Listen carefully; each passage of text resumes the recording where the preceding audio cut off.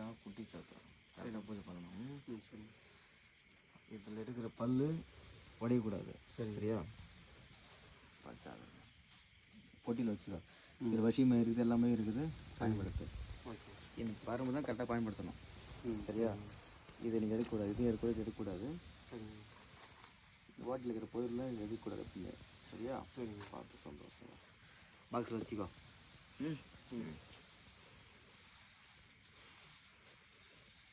jacket பாக்ஸில்